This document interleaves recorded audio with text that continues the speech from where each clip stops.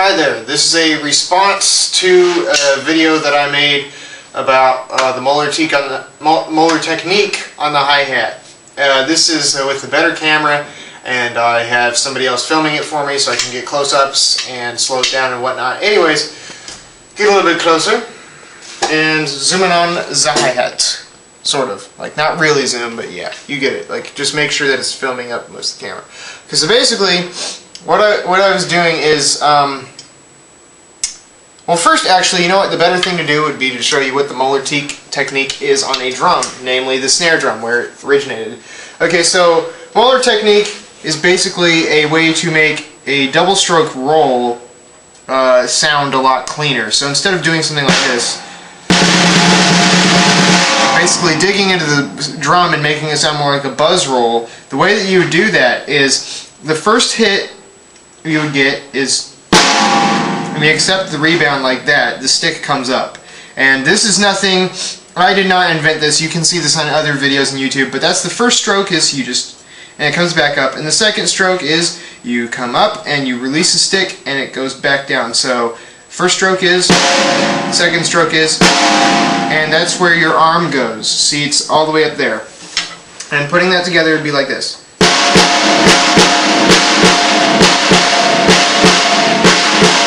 Your arm kind of does this sort of a motion. And it's the motion of the arm that lets it go together, and then when you go to put your double stroke roll in, I'll just start off doing it regular, but when it gets faster, the Moeller technique really helps it out and helps you, keep away from the drum and keep it up so that it doesn't get all muddy. And this is what it sort of looks like.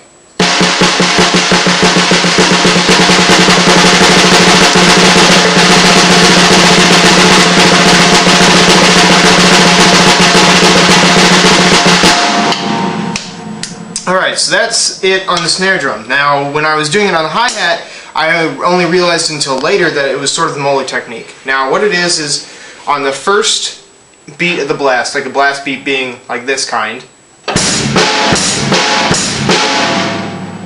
I would start out with the first beat being like that. I hit the stick on the edge, like that. Okay, and then for the second, that's with it and the bass drum. That's the first beat. And on the second beat, I'd sort of raise my arm a little bit, and I'd hit it more up on the top of the cymbal versus the edge. So it'd be something like this, and really, really slow. Okay, so.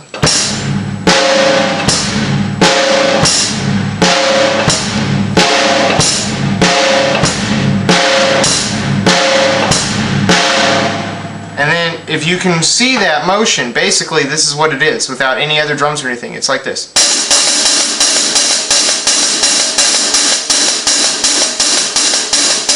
Try and get on this part of my hand so you can see the motion there.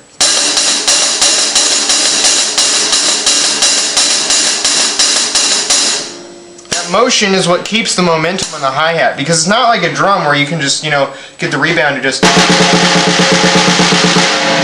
it's shaped, it's got this curve to it. So by raising my hand in this sort of Moeller technique, I'm able to keep it going. So all together in the blast, when I'm doing that, I'm keeping my hand just going like this on the drum, and with the bass drum, it sounds really, really cool. It actually has this cool little sort of effect, and it keeps the speed going. So all together,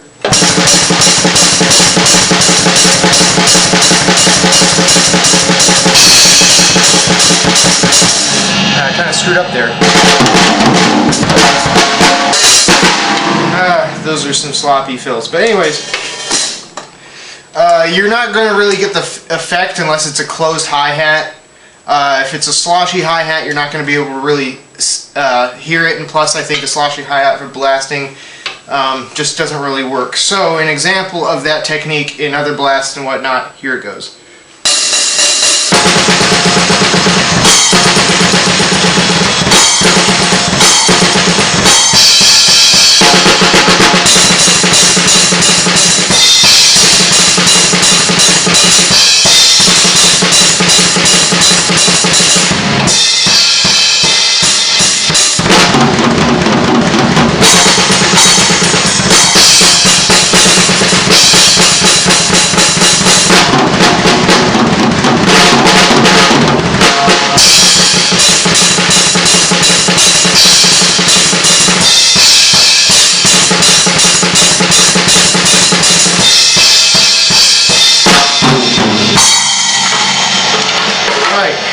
So a quick overview.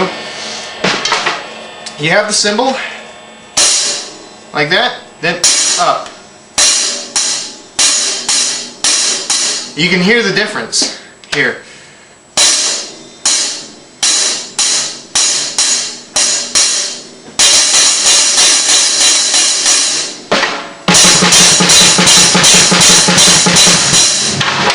Or if you want a little bit of a tighter sound.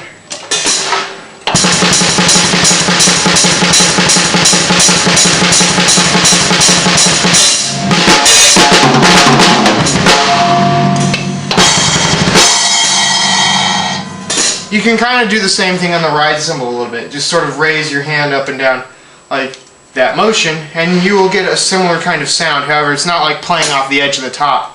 You're all doing it on the top, just sort of doing it like this.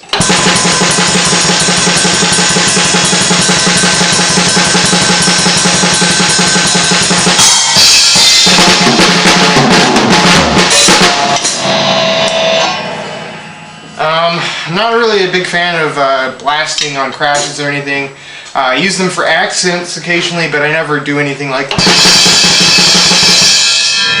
You know, so yeah, that's basically the technique in a nutshell.